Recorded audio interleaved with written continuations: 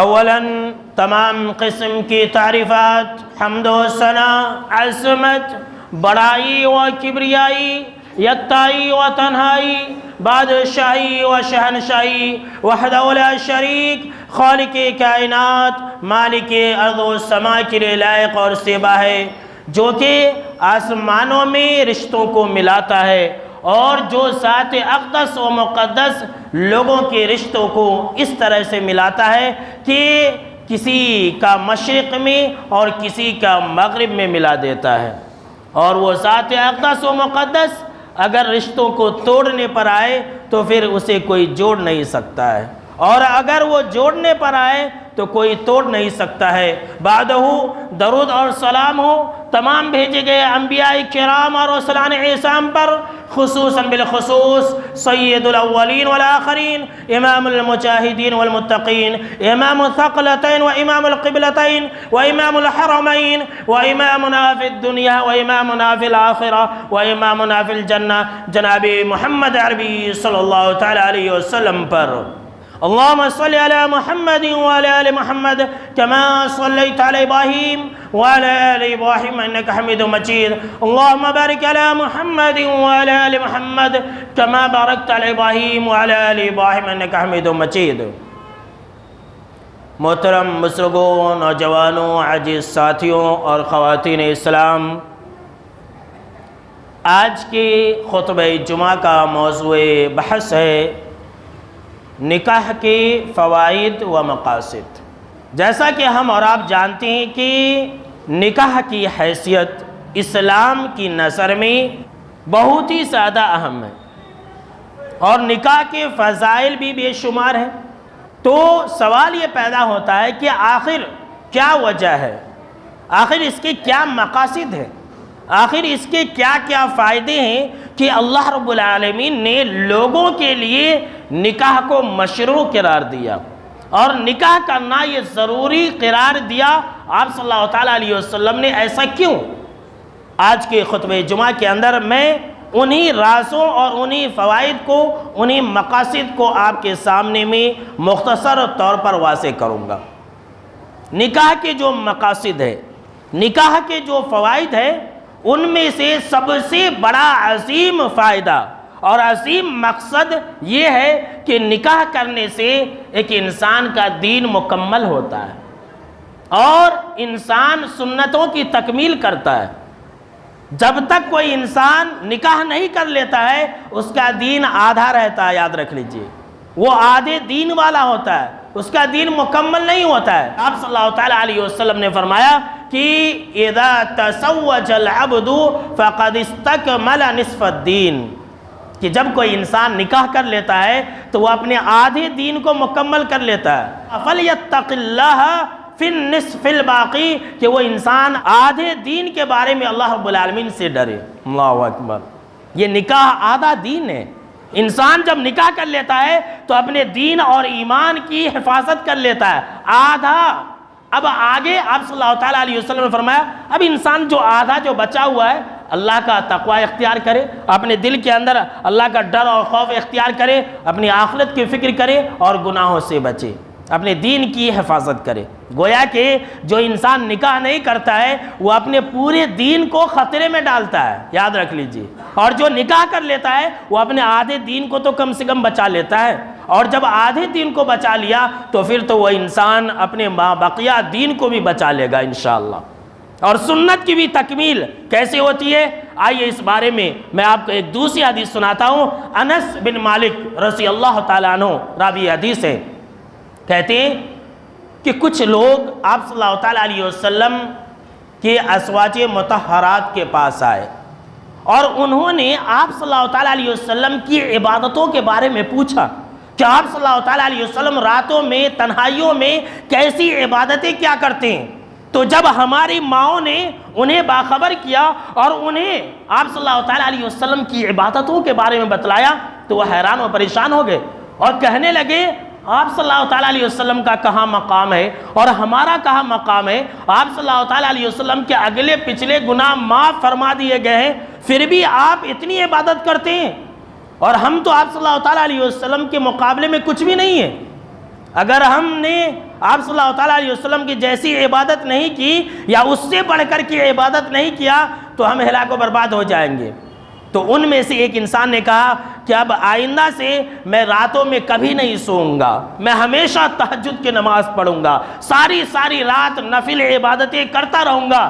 دوسرے نے کہا کہ میں نکاح نہیں کروں گا، میں عورتوں کے جھنجٹ میں نہیں پڑوں گا، بیوی بچوں کے جھمیلے میں نہیں پڑوں گا، بلکہ ہمیشہ عبادت ہی کرتا رہوں گا۔ اور تیسرے نے کہا کہ میں ہمیشہ روزہ رکھوں گا، کبھی افطاری ہی نہیں کروں گا۔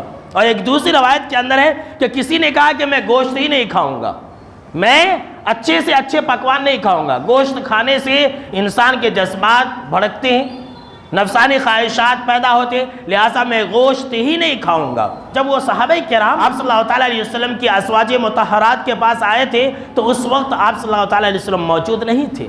جب آپ صلی اللہ تعالیٰ علیہ وسلم اپنی بیویوں کے پاس آئے، آپ کو سنایا گیا۔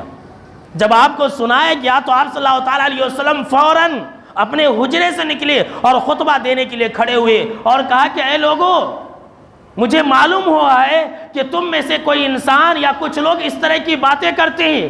تم لوگوں کو کیا ہو گیا ہے کہ تم لوگ اس طرح کی باتیں کہتے ہو؟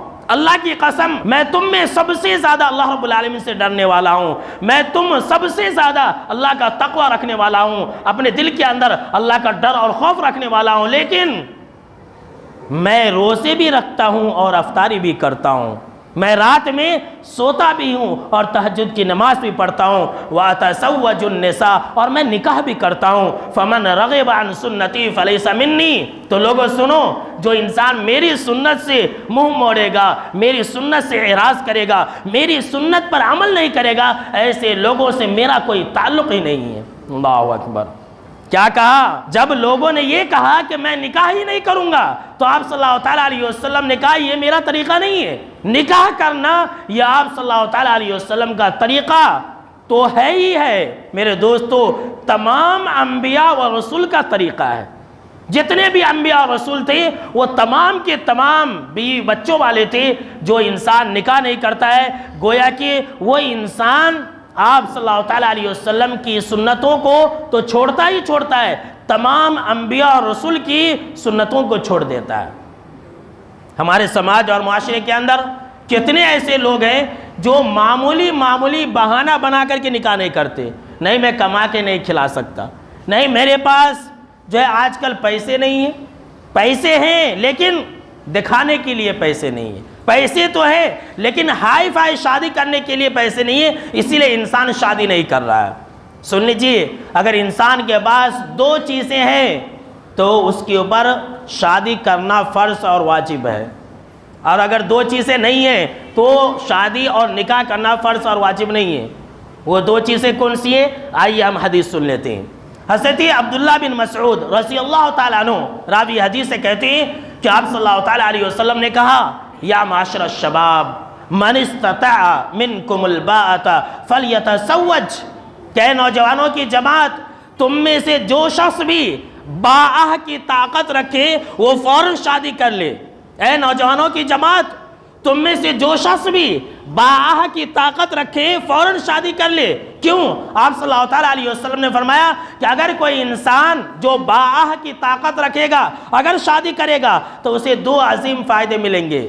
نکاح کرنے والوں کو دو فائدے حاصل ہوتے ہیں۔ پہلا فائدہ آپ صلی اللہ تعالیٰ علیہ وسلم نے فرمایا فَإِنَّهُ أَغَضُّ لِلْبَصَرِ وَأَحْسَنُ لِلْفَرْجِ، پہلا فائدہ تو یہ ہوتا ہے کہ انسان کی نگاہیں جھک جاتی ہے، نگاہوں کی حفاظت ہوتی ہے، انسان نگاہوں سے زنا نہیں کرتا ہے شادی ہونے کی وجہ سے، اور نکاح کرنے کی وجہ سے ایک انسان زنا نہیں کرتا ہے، ایک انسان زنا کے قریب نہیں جاتا ہے، اس لیے کہ اس کی ساری خواہشیں تو پوری ہو جاتی ہے۔ اپنی بیوی سے انسان جب نفسانی خواہشوں کو پوری کرتا ہے تو انسان زنا کے قریب نہیں جاتا ہے۔ اب اس حدیث کے اندر باءہ کا لفظ ہے، باءتن کا معنی کیا ہے؟ باءتن کا معنی دو ہے۔ آپ صلی اللہ تعالیٰ علیہ وسلم نے فرمایا کہ جس نوجوان کے پاس جسمانی خواہش پوری کرنے کی طاقت ہو، جسمانی خواہش پوری کرنے کی طاقت ہے، اور دوسری چیز نان اور نفقہ برداشت کرنے کی طاقت ہے، کھلا سکتا ہے پلا سکتا ہے، یہ کوئی ضروری نہیں ہے کہ بریانی کھلانے کی بات ہو رہی ہے، ایک حساب سے معمول کے مطابق اگر کوئی انسان کسی عورت کو کھلا سکتا ہے، اسے پال سکتا ہے، تو ایسی صورت میں ایسے لوگوں کے اوپر شادی کرنا بالکل ہی ضروری ہے۔ اور اگر مان لیجئے کوئی انسان ہے، اس کے پاس کھلانے کی بھی طاقت ہے اور اس کے پاس نفسانی خواہش کی بھی طاقت ہے، اور پھر وہ انسان شادی نہیں کر رہا ہے، تو گنہگار ہوگا، یاد رکھ لیجئے۔ اس لیے کہ ہو سکتا ہے کہ وہ انسان زنا میں پڑ جائے، اور ایسا ہوتا ہے، بہت سارے لوگ ہیں جو نکاح نہیں کرتے ہیں لیکن اپنی نفسانی خواہشات کو حرام طریقے سے پوری کرتے ہیں۔ قربان جائیے جناب محمد عربی صلی اللہ تعالیٰ علیہ وسلم کی اس فرمان پر کہ نگاہیں جھک جاتی ہے، شرمگاہوں کی حفاظت ہوتی ہے، یہ نکاح کا عظیم فائدہ ہے۔ جو لوگ نکاح نہیں کرتے ہیں نا، رات بھر ان کے ذہن و دماغ میں سیکس کا لاوا پکتا رہتا ہے، وہ رات بھر نفسانی خواہشات کے پیچھے پڑے رہتے ہیں۔ وہ راتوں میں جب سوتے ہیں تو عورتوں اور خواتین کے بارے میں سوچ کر کے سوتے ہیں کہ ہم کو کیا کرنی چاہیے، کس طرح سے ہم اپنی خواہش کو پوری کریں۔ اور جب یہی سوچتے ہیں، جب ان کے ذہن میں زنا کا لاوا پکتا ہے تو بعد میں یہی لاوا جب پھٹتا ہے تو کیا ہوتا ہے؟ انسان ریپ کرتا ہے، انسان کسی کا مرڈر کر دیتا ہے، انسان چھوٹی بچیوں کے اوپر بھی، چھوٹی بچیوں کو بھی اپنی ہوس کا شکار بنا دیتا ہے۔ کیوں؟ اس لیے کہ انسان کے ذہن میں زنا کا لاوا پک رہا ہوتا ہے۔ یہ ہے عظیم فائدے نکاح کے۔ آپ صلی اللہ تعالیٰ علیہ وسلم نے آگے بیان فرمایا کہ وَمَن لَّمْ يَسْتَطِعْ فَعَلَيْهِ بِالصَّوْمِ، کہ اے نوجوانوں، اگر تمہارے اندر شادی کی طاقت نہیں ہے، اگر تمہارے اندر کھلانے پلانے کی طاقت نہیں ہے، اگر تمہارے اندر سیکس کی طاقت ہے، نفسانی خواہشات کی تو طاقت ہے لیکن تمہارے پاس کھلانے پلانے کی طاقت نہیں ہے، فعلیہ بالصوم، تو تم روزے رکھا کرو، فإنہ لہ وجاء، یہ روزہ تمہیں بری چیزوں سے بچائے گا۔ روزہ انسان کی نفسانی خواہشات کو ختم کر دیتا ہے، یاد رکھ لیجئے۔ یہ جو حکم ہے مردوں کے لیے بھی ہے، عورتوں کے لیے بھی ہے۔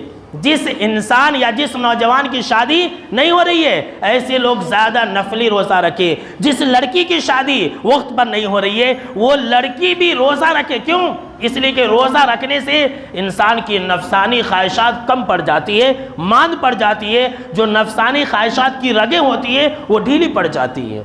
ہماری شریعت کتنی پاکیزہ ہے دیکھ لیجئے۔ اور نکاح ایک ایسی چیز ہے جو ایک انسان کو روحانی سکون پہنچاتی ہے، انسان کو پاگل ہونے سے بچاتی ہے، یاد رکھ لیجئے۔ نکاح ایک ایسی چیز ہے کہ انسان کو پاگل ہونے سے بچاتی ہے۔ بڑے بڑے مفکروں نے اور دانشوروں نے اور بڑے بڑے جو سائنٹسٹ تھے، انہوں نے کہا کہ اگر اللہ رب العالمین مردوں کے لیے عورتوں کو پیدا نہیں کرتا تو مرد جنگلوں میں پاگلوں کی طرح گھوما پھرا کرتے تھے، سارے کے سارے مرد پاگل ہوا کرتے تھے۔ اور یہ تو قرآن مجید کے اندر ہے۔ اللہ رب العالمین نے برسوں پہلے اس چیز کا اعلان کر دیا ہے۔ فرمایا اللہ رب العالمین نے وَمِنْ آيَاتِهِ أَنْ خَلَقَ لَكُمْ مِنْ أَنفُسِكُمْ أَزْوَاجًا لِتَسْكُنُوا إِلَيْهَا وَجَعَلَ بَيْنَكُمْ مَوَدَّةً وَرَحْمَةً إِنَّ فِي ذَلِكَ لَآيَاتٍ لِقَوْمٍ يَتَفَكَّرُونَ کہ اے لوگوں سنو، قدرت کی نشانیوں میں سے ایک نشانی ہے، اللہ اکبر، اللہ کی نشانیوں میں سے ایک نشانی ہے، اللہ کی نشانیوں میں سے ایک نشانی یہ ہے کہ اللہ نے تمہارے لیے تمہاری بیویوں کو پیدا کیا تمہارے ہی جنس سے۔ اگر انسان کی بیوی، مرد کی بیوی اگر دوسرے جنس سے ہوتی تو انسان کو ڈر ہوتا، انسان کو خوف ہوتا، انسان کو وہ سکون نہیں ہوتا جو انسانوں کے جنس سے پیدا کرنے میں ہے۔ اسی لیے اللہ رب العالمین نے کہا کہ تمہاری بیویاں جو تمہارے جنس سے پیدا کی، یہ اللہ رب العالمین کی بہت بڑی نشانی ہے، قدرت کی بہت بڑی نشانی ہے۔ اور اسی اللہ رب العالمین نے جو تمہاری جنس سے، تمہارے اندر سے جو تمہاری بیویاں پیدا کی، کس لیے؟ لِتَسْكُنُوا إِلَيْهَا، تاکہ تم اس سے سکون حاصل کرو۔ جی ہاں، جو لوگ نکاح کرتے ہیں انہیں سکون ملتا ہے۔ کون سا سکون؟ ذہنی سکون، جسمانی سکون۔ جو لوگ نکاح کرتے ہیں وہ ہر طرح کی بیماری سے، ذہنی ٹینشن سے، ڈپریشن سے، پاگل ہونے سے بچ جاتے ہیں۔ اور جو لوگ نکاح نہیں کرتے ہیں وہ پاگل ہو جاتے ہیں، ذہنی ٹینشن کا شکار ہو جاتے ہیں۔ ہم اور آپ دیکھتے ہیں کتنے ایسے لوگ ہمارے سماج اور معاشرے کے اندر مل جائیں گے جن کا نکاح لڑکی سے نہ ہونے کی وجہ سے پاگل ہو گئے۔ اب وہ پاگل ہونے کی حالت میں اسی لڑکی کا نام ہر وقت بکتے رہتے ہیں. عشق اور محبت میں اتنے حد سے آگے بڑھ گئے تھے کہ عورت کی محبت نے ایک انسان کو پاگل کر دیا. تو اللہ رب العالمین کے اس فرمان میں اور اللہ رب العالمین کی اس بات میں کتنی سچائی ہے آج ہمارے اور آپ کی آنکھوں کے سامنے میں. یہ سکون اور آرام اور راحت حاصل کرنے کا ذریعہ ہے. جو انسان نکاح نہیں کرے گا ہمیشہ پریشان رہے گا. میرے دوستو، آج ہمارے سماج اور معاشرے کے اندر ایک جملہ بولا جاتا ہے کہ شادی ایک ایسا لڈو ہے جو کھائے وہ بھی پچھتائے، جو نہ کھائے وہ بھی پچھتائے. بولتے کہ نہیں بولتے؟ یہ جملہ غلط ہے. شادی ایک ایسا لڈو ہے جو کھائے وہ خوش رہے. سنیے میرا جملہ، شادی ایک ایسا لڈو ہے جو کھائے وہ خوش رہے اور جو نہ کھائے وہ پچھتائے، وہ روئے، وہ برباد ہو جائے. یہ ہے اصل جملہ. یہ ہے ہماری شریعت کی تعلیم کہ جو شادی کرے گا خوش رہے گا، جو شادی کرے گا سکون پائے گا، جو شادی کرے گا آرام اور راحت پائے گا، جو شادی نہیں کرے گا ہمیشہ پریشان رہے گا. اسی لیے اللہ رب العالمین نے کہا کہ اللہ رب العالمین نے تمہارے لیے بیویاں پیدا کی تاکہ تم ان سے سکون حاصل کرو. وَجَعَلَ بَيْنَكُمْ مَوَدَّةً وَرَحْمَةً، اور اللہ نے میاں بیوی کے درمیان میں الفت اور محبت اور رحمت رکھ دی ہے. اللہ اکبر. یہ نکاح ایک محبت پیدا کرنے کا ذریعہ ہے اور یہی وجہ ہے ہم اور آپ دیکھتے ہیں کہ دو نکاح کرنے والے آپس میں اتنے محبوب ہو جاتے ہیں، آپس میں ایک دوسرے کے لیے اتنے محبوب ہو جاتے ہیں، اتنی محبت ہو جاتی ہے جتنی محبت کائنات کے کسی رشتے کے اندر نہیں ہوتی ہے. اللہ اکبر. کائنات کے کسی رشتے میں نہیں. اور ایسا آپ صلی اللہ تعالیٰ علیہ وسلم نے بھی بیان فرما دیا ہے کہ لم نرا للمتحابین مثل النکاح، جو نکاح کرنے کے ذریعہ حاصل ہو ویسی محبت ہم نے کسی اور چیز کے اندر نہیں دیکھی. اسی لیے یاد رکھ لیجئے اسی نکاح میں حقیقی محبت رہے گی جو شریعت کے مطابق ہو، اور وہی جوڑا حقیقی معنوں میں جوڑا ہے جس کا نکاح شریعت کے مطابق ہوا ہے اور جس کا نکاح شریعت کے مطابق نہیں ہوا ہے. بھاگ کر کے نکاح کر لیے ایسے جوڑوں کے اندر محبت نہیں رہے گی. سن لیجئے. اور ایسے جوڑے بھی نہیں ہیں، ایسے جوڑے نہیں بلکہ ایسے پھوڑے ہوتے ہیں. ایسے کیا پھوڑے ہوتے ہیں؟ اس لیے کہ انہوں نے اپنی زندگی کی شروعات حرام طریقے سے کی ہے. جب زندگی کی شروعات ہی حرام راستے سے ہو اور حرام طریقے سے ہو تو اس زندگی کے اندر الفت اور محبت کیسے رہیں گی؟ اسی لیے اللہ رب العالمین فرمایا ان فی ذالک لآیات لقوم یتفکرون، کہ لوگوں سنو اس کے اندر تمہارے لیے نشانیاں ہیں، ان لوگوں کے لیے نشانیاں ہیں جو لوگ سوچتے ہیں. اتنا ہی نہیں میرے دوستو، نکاح کے فوائد کو اگر آپ سنیں گے تو آپ کا ایمان تازہ ہو جائے گا کہ اللہ ہمارے اوپر کتنا مہربان ہے. یہ جو اللہ رب العالمین نے ہمیں نکاح دیا، کیوں دیا جانتے ہیں؟ تاکہ عورت اور مرد نکاح کر کے شادی کر کے بہت ہی زیادہ اجر اور ثواب کما سکے. سبحان اللہ. یہ کیسی بات ہے؟ ذرا غور سے سنیے. اللہ رب العالمین نے جو نکاح کو مقرر کیا اور ہمیں حکم دیا کہ ہم نکاح کریں، اس لیے تاکہ ہماری آخرت سنورے، تاکہ ہم آخرت میں کامیاب ہو جائے اور دنیا میں رہ کر کے بہت ہی زیادہ اجر اور ثواب کما سکے. ایسا حدیث کے اندر ہے. کیسے اور کس طرح سے؟ مسلم شریف کی یہ حدیث سنیے. ابو ذر رضی اللہ تعالیٰ عنہ راوی حدیث ہے، کہتے ہیں کہ آپ صلی اللہ تعالیٰ علیہ وسلم نے فرمایا وفی بضع احدکم صدقۃ، کہ تم میں سے کوئی انسان اپنی بیوی سے ہم بستری کرتا ہے، تم میں سے کوئی انسان اپنی بیوی سے ملتا ہے تو اس پر اسے صدقے کا ثواب ہے. سبحان اللہ. کوئی انسان بیوی سے ملے اور صدقہ کرنے کا ثواب. صحابہ کرام نے کہا کہ اے اللہ کے نبی اکرم و مکرم صلی اللہ تعالیٰ علیہ وسلم، یہ کیسے ہوگا کہ کوئی انسان اپنی خواہش کو پوری کرے، کوئی انسان اپنی نفسانی خواہش کو پوری کرے اور اس پر اسے صدقے کا ثواب ملے؟ تو آپ صلی اللہ تعالیٰ علیہ وسلم نے مثال دیا. آپ صلی اللہ تعالیٰ علیہ وسلم نے ایک ایگزامپل دے کر کے صحابہ کرام کو سمجھایا اور کہا کہ اے میرے صحابہ، اچھا یہ بتلاؤ، اگر وہ انسان اپنی نفسانی خواہش کو حرام طریقے سے پوری کرتا تو اس کے اوپر گناہ ہوتا کہ نہیں ہوتا؟ اس کے اوپر عذاب اور سزا ہوتی کہ نہیں ہوتی؟ تو صحابہ کرام نے کہا، صحابہ کرام سمجھ گئے کہ ہاں بالکل ایسا ہی ہے کہ اگر کوئی انسان حرام طریقے سے اپنی نفسانی خواہش کو پوری کرے گا تو اسے سزا ہے اور اس کے لیے عذاب ہے. تو آپ صلی اللہ تعالیٰ علیہ وسلم نے فرمایا اسی طرح سے ٹھیک اسی کے برعکس اگر کوئی انسان حلال طریقے سے اپنی نفسانی خواہش کو پوری کرے گا تو اس پر اس کے لیے صدقے کے برابر ثواب ہے۔ اللہ اکبر۔ لہٰذا انسان جب نکاح کرے تو اس کے مد نظر اس کی نگاہ میں یہ ٹارگیٹ ہو کہ مجھے بہت ہی زیادہ ثواب ملے گا صدقہ کرنے کا، میں جب جب اپنی بیوی سے ملوں گا تب تب اللہ رب العالمین مجھے اجر اور ثواب سے نوازے گا۔ اللہ اکبر۔ اور میرے دوستو، جب آخرت کی بات آ گئی ہے تو بیوی کیسی تلاشیں؟ ذرا جو نوجوان بیٹھے ہوئے ہیں جن کی شادی ابھی نہیں ہوئی ہے وہ لوگ ذرا ایک حدیث سن لیں، اور جن کی شادی ہو گئی ہے وہ اپنی بیوی کو ایسا ہی بنائے جیسا کہ حدیث کے اندر ہے۔ بیوی اگر کسی انسان کے پاس اگر ایمان والی ہو، اخلاق والی ہو، تو اس کی آخرت سنور سکتی ہے۔ ثوبان رضی اللہ تعالیٰ عنہ کی حدیث ہے، کہتے ہیں کہ صحابہ کرام نے ایک مرتبہ آپس میں کہا۔ کب کہا؟ اس وقت کہا جب سونے اور چاندی کو جمع کرنے کے بارے میں وعید نازل ہوئی کہ جو لوگ سونے اور چاندی کو جمع کرتے ہیں اور زکوٰۃ ادا نہیں کریں گے ایسے لوگوں کے لیے وبال ہے، ایسے لوگوں کے لیے جہنم ہے۔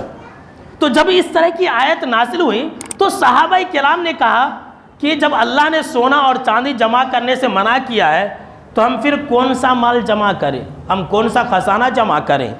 تو اس مجلس کے اندر، اس محفل کے اندر سیدنا عمر بن خطاب رضی اللہ تعالی عنہ بھی موجود تھے۔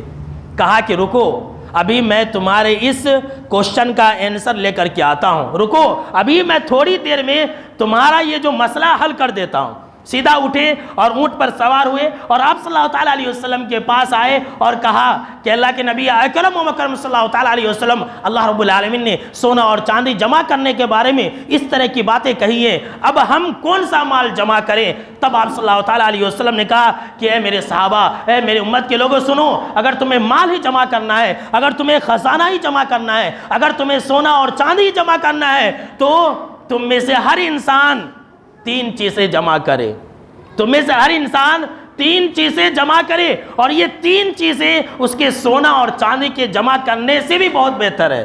آپ صلی اللہ تعالیٰ علیہ وسلم نے فرمایا قلباً شاکرا، شکر گزار دل اپنے اندر پیدا کرے، ایسا دل پیدا کرے جس دل کے اندر ناشکری نہ ہو، ہر وقت اللہ رب العالمین کا شکر ادا کرنے والا بنے۔ اللہ جس حال میں رکھا ہے، جس طرح سے بھی رکھا ہے، میں بہت اچھا ہوں، اللہ نے مجھے بہت اچھا رکھا ہے۔ میرے دوستو، اگر آپ کے دل میں یہ جذبہ ہے تو آپ سب سے اچھے ہیں اور آپ کے پاس بہترین خزانہ ہے۔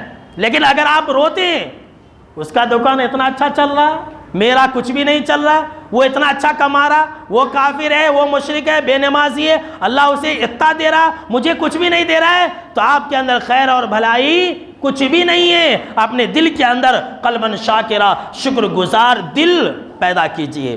دوسری چیز آپ صلی اللہ تعالیٰ علیہ وسلم نے فرمایا لساناً ذاکرا، اور اللہ کا ذکر کرنے والی زبان، اپنی زبان کو ایسا بنائیے کہ ہر وقت آپ کی زبان پر اللہ کا ذکر ہو، اللہ کے نام اور اللہ کے اسماء حسنہ کو آپ گننے والے بن جائے۔ آج یقیناً اس بات میں کوئی شک نہیں ہے کہ ہم اور آپ اپنی زبان سے گالیاں زیادہ بکتے ہیں، لیکن اللہ کا ذکر بالکل نہ کے برابر کرتے ہیں۔ دن بھر میں ہزاروں مرتبہ اپنی بیوی کو، اپنے بچوں کو، اپنے دوستوں کو، اپنے یاروں کو، اپنے رشتہ داروں کو گالیاں دیں گے، لیکن کم سے کم 100 مرتبہ سبحان اللہ نہیں پڑھیں گے۔ تیسری چیز آپ صلی اللہ تعالیٰ علیہ وسلم نے فرمایا وَزَوْجَةً مُؤْمِنَةً، اور ایمان والی بیوی، ایمان والی بیوی تم میں سے ہر انسان اپنے لیے تلاش کرے، ایمان والی عورت سے تم میں سے ہر انسان نکاح کرے۔ کیوں؟ آپ صلی اللہ تعالیٰ علیہ وسلم نے فرمایا اگر ایمان والی بیوی ملے گی تو آخرت کے بارے میں تمہاری مدد کرے گی، آخرت کے جو معاملات ہیں اس میں تمہاری مدد کرے گی۔ اگر ایمان والی بیوی ہوگی تو تمہیں فجر کی نماز میں اٹھا کر کے بھیجے گی کہ جائیے آپ فجر کی نماز پڑھیے۔ اگر ایمان والی بیوی ہوگی تو آپ کو حرام کمائی سے روکے گی، نہیں میں بھوکی رہ جاؤں گی لیکن مجھے حرام مت کھلائیے۔ لیکن اگر بے ایمان رہے گی، مجھے کچھ مطلب نہیں ہے، جس طرح سے بھی ہو، جہاں سے بھی ہو، تم مر کر کے بھی ہو، قرضہ لا کر کے بھی ہو، چوری کر کے بھی ہو، چماری کر کے بھی ہو، جس طرح سے بھی ہو تم مجھے پیسے لا کر کے دینا، مجھے سونے کا ہار ہونا، مجھے وہ سب سے مطلب نہیں ہے۔ نماز پڑھنے آئے ہے، نماز کیا پڑھتے، چھوڑو اتنی ٹھنڈی ہے کہاں جاتے، سو جاؤ۔ ایسی عورت سے اگر آپ نے شادی کی ہے اور اگر ایسی عورت ہے تو یقین مانیے کہ ہمارے اندر کوئی خیر اور بھلائی نہیں۔ ایسی بیوی تلاشیے۔ آج کوئی مسلمان ایسی بیوی تلاشتا ہے؟ نہیں، کوئی نہیں تلاشتا ہے۔ آج کل نوجوانوں کو ٹھمکے لگانے والی لڑکیاں چاہیے، آج کل نوجوانوں کو بازاروں میں ناچنے والی لڑکیاں چاہیے، آج کل نوجوانوں کو ڈانس کرنے والی لڑکیاں چاہیے، آج کل نوجوانوں کو جینس اور ٹی شرٹ پہننے والی لڑکیاں چاہیے۔ لیکن دیندار، ایمان والی، با اخلاق، با کردار ایسی لڑکیاں آج کل کے نوجوانوں کو نہیں چاہیے۔ اور جب نہیں چاہیے تو کیا ہوتا ہے؟ لڑائی جھگڑے، فتنے، فساد اور اٹھا پٹک ہوتا ہے۔ اور یاد رکھ لیجئے، نکاح کا ایک جو مقصد ہے وہ سماج اور معاشرے سے لڑائی جھگڑے، فتنہ اور فساد کو ختم کرنا ہے۔ جہاں نکاح لوگ وقت پر کریں گے، جہاں لوگ نکاح دینداری کو کریں گے، سماج اور معاشرے سے لڑائی جھگڑے، فتنہ فساد ختم ہوگا، مرڈر ختم ہوگا، اور اسی طرح سے ریپ کے واقعات بھی ختم ہوں گے۔ آج ہمارے ہندوستان کے اندر ہر منٹ پر، ہر گھنٹے میں اتنے زیادہ ریپ ہو رہے ہیں۔ کیوں ہو رہے ہیں؟ نکاح مشکل ہے، زنا آسان ہے، اسی لیے اتنے زیادہ مرڈر ہو رہے ہیں۔ اور یہ آپ صلی اللہ تعالیٰ علیہ وسلم نے بھی پہلے بیان فرما دیا ہے، اور آپ اس حدیث کو پچھلے خطبہ جمعہ میں سن چکے ہیں۔ آپ صلی اللہ تعالیٰ علیہ وسلم نے فرمایا کہ اذا خطب الیکم من ترضون دینہ وخلقہ فزوجوہ، کہ لوگوں اگر تمہارے پاس کسی کا پیغام آئے جس کا دین اچھا ہے، جس کا اخلاق اچھا ہے، تو فوراً نکاح کر لیا کرو، فوراً نکاح کر دو۔ اور اگر تم ایسا نہیں کرو گے تکن فتنۃ فی الارض وفساد عریض، تو زمین میں فساد ہوگا، زمین میں بہت لمبا چوڑا خون اور خرابہ ہوگا۔ آج ہو رہا ہے کہ نہیں ہو رہا؟ رشتے اچھے آتے ہیں، دین والا رشتہ ہوتا ہے، اخلاق والا رشتہ ہوتا ہے، لیکن ہم اور آپ جان بوجھ کر کے اس میں نقص نکالتے ہیں، اور جان بوجھ کر کے اپنی اولاد کا رشتہ نہیں کرتے ہیں، جان بوجھ کر کے رشتہ کرنے میں دیری کرتے ہیں۔ تو فتنہ نہیں ہوگا، فساد نہیں ہوگا تو کیا ہوگا؟ ریپ نہیں ہوگا تو کیا ہوگا؟ مرڈر نہیں ہوگا تو کیا ہوگا؟ میرے دوستو، نکاح کے عظیم مقاصد اور نکاح کے عظیم فائدے میں سے ایک فائدہ یہ بھی ہے کہ اگر ہم نکاح کریں گے اور نکاح کرنے کے بعد اپنے دل کو صاف رکھیں گے تو آپ صلی اللہ تعالیٰ علیہ وسلم ہم سے خوش ہوں گے۔ سبحان اللہ، یہ بہت بڑی بات بتانے جا رہا ہوں۔ اگر ہم نکاح کریں گے اور نکاح کرنے کے بعد ہم اپنے دل کو صاف رکھیں گے تو ہماری نکاح کرنے سے آپ صلی اللہ تعالیٰ علیہ وسلم قیامت کے دن حشر کے میدان میں ہم سے خوش ہوں گے، اور جب ہم سے خوش ہوں گے تو کیا ہوگا؟ آپ صلی اللہ تعالیٰ علیہ وسلم کی سفارش ہمیں مل جائے گی، آپ صلی اللہ تعالیٰ علیہ وسلم ہمیں جنت کے اندر پہنچا دیں گے۔ اگر ہم نے آپ صلی اللہ تعالیٰ علیہ وسلم کو خوش کر دیا تو کیسے؟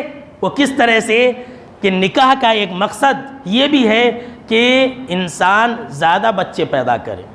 جی ہاں، آج یہ جتنے سارے ہم مسلمان ہیں بہت بڑے مجرم ہیں، یاد رکھ لیجئے، ہم امت محمدیہ کو قتل کر رہے ہیں۔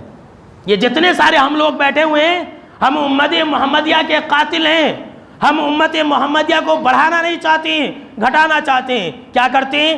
آج سے کچھ سال پہلے ایک نعرہ تھا کہ ہم دو ہمارے تین، ہم دو ہمارے تین، اس کے بعد دوسرا نعرہ آیا ہم دو ہمارے دو، اب اس کے بعد اور ایک تیسرا نعرہ آ گیا کہ ہم دو ہمارے ایک، اس کے بعد چوتھا آ جائے گا کہ ہم دو ہمارا کوئی نہیں۔ یہ نعرہ آ جائے گا، لوگ بچے ہی پیدا نہیں کریں گے۔ آج ہم اور آپ دو بچے پیدا ہوتی ہی کیا کرتے ہیں؟ فیملی پلاننگ کروا لیتے ہیں، آپریشن کروا لیتے ہیں، بچے پیدا کرنا نہیں چاہتے ہیں۔ نکو بچے کا جو جھنجٹ ہے بہت بڑا ہے۔ ذرا حدیث کیا ہے ذرا سن لیجئے۔ معقل بن یسار رضی اللہ تعالیٰ عنہ راوی حدیث سے کہتے ہیں کہ آپ صلی اللہ تعالیٰ علیہ وسلم کے پاس ایک صحابی آئے اور کہا کہ اے اللہ کے نبی اکرم و مکرم صلی اللہ تعالیٰ علیہ وسلم، مجھے ایک رشتہ آیا ہے، مجھے ایک پیغام آیا ہے، لڑکی بہت خوبصورت ہے اور لڑکی بہت اونچے خاندان والی ہے، لیکن ایک عیب ہے اس کے اندر۔ کہا کیا عیب ہے؟ کہا کہ وہ عورت بچے پیدا نہیں کر سکتی ہے، اس کا جو قبیلہ ہے، اس کا جو خاندان ہے وہ جو ہے باجھوں کا خاندان ہے، اس کے گھر میں ساری عورتیں باج ہیں، بچے پیدا نہیں ہوں گے۔ تو آپ صلی اللہ تعالیٰ علیہ وسلم نے کہا کہ نہیں، تم نکاح مت کرو۔ تھوڑی دیر کے بعد پھر وہی صحابی رسول آئے، پھر یہی سوال کیا۔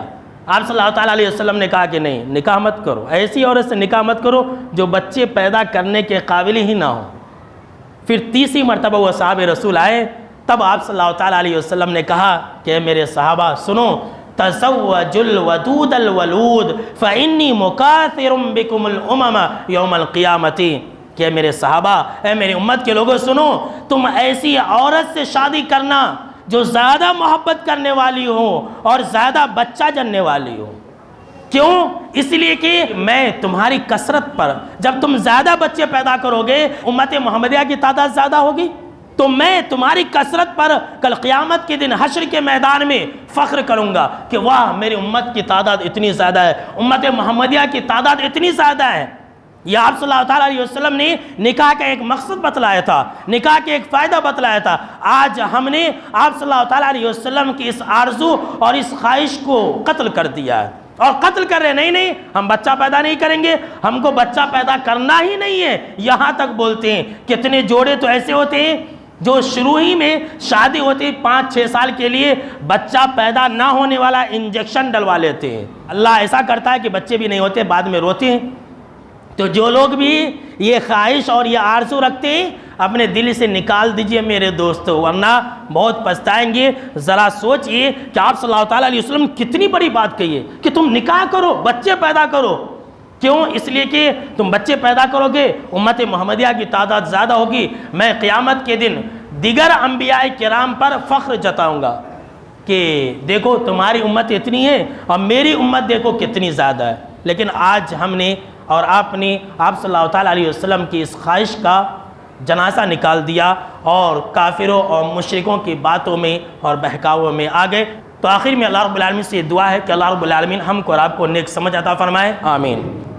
اس کے بعد ایک ضروری پیغام میں دینا چاہتا ہوں، ذرا غور سے سنیے۔ بہت افسوس ہوا، ویسا جب میں نے دیکھا تو بہت افسوس ہوا۔ کیا دیکھا؟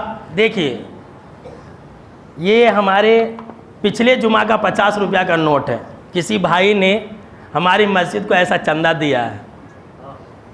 دیکھیے، پچھلے خطبہ جمعہ کا یہ چندہ ہے، یہ 50 کی نوٹ جو ہماری مسجد کے دروازے پر بیٹھا ہوا ہے، انسان ہے وہ لے گا؟ میں کسی پر تانا نہیں کر رہا ہوں، میں آپ کی اصلاح کرنا چاہتا ہوں، میں آپ کو جنت کا صحیح راستہ بتانا چاہ رہا ہوں۔ کس نے ڈالا ہے، کس نیت سے ڈالا ہے، جان بوجھ کے ڈالا ہے، غلطی میں ڈالا ہے، اللہ ہی بہتر جانتا ہے، اس سے ہمیں مطلب نہیں ہے۔ لیکن ذرا سوچئے میرے دوستو کہ یہ جو 50 کی نوٹ ہے یہ بھکاری بھی لے گا؟ کوئی بھکاری، آپ کا بیٹا آپ اسے چاکلیٹ کے لیے یا گڈے بسکٹ کے لیے دیں، یہ 50 کا نوٹ لے گا؟ وہ آپ کو گالی دے کر کے پھینک کر کے چلا جائے گا۔ آپ اللہ کے گھر میں اللہ کو یہ روپیہ کیسے دے دیے؟ اکثر و بیشتر میں دیکھتا ہوں کہ لوگ پھٹی پرانی نوٹ اللہ کو دیتے ہیں۔ اللہ کے گھر میں پھٹی پھٹی نوٹ، سڑی سڑی نوٹ جو بالکل مدر گیا رہتا ہے، نمبر بھی نہیں دکھتا رہتا، ٹیپ لگا کر کے لا کر کے مسجد میں گرا کر کے چلے جاتے ہیں۔ یہ ہمارا ایمان ہے؟ اللہ کے گھر کو آج ہم کیسا سمجھ لیے میرے دوستو؟ اگر ہم اس طرح سے سمجھیں گے تو ہمارا ایمان بھی ایسا ہی رہے گا۔ کوئی انسان اس کو خرچ کرنا چاہے گا؟ آج ہم موبائل کا ریچارج ہے کتنا مہنگا ہو گیا، 300 روپیہ 400 روپیہ۔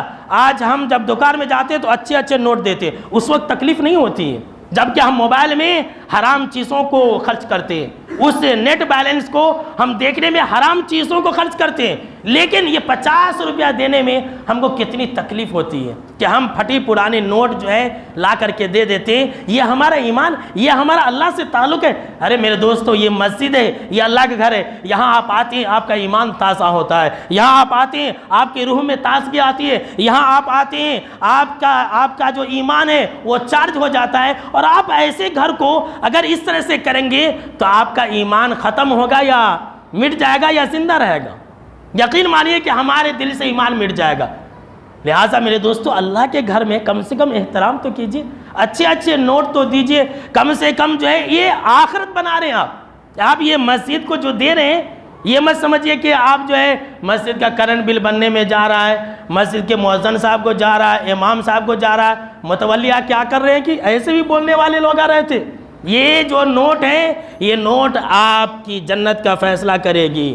اس لیے اچھے نوٹ دیجئے اور جتنا بھی دیجئے دل سے دیجئے، جیب سے نہیں، جیب سے مت دیجئے، دل سے دیجئے اور اچھی نوٹ دیجئے۔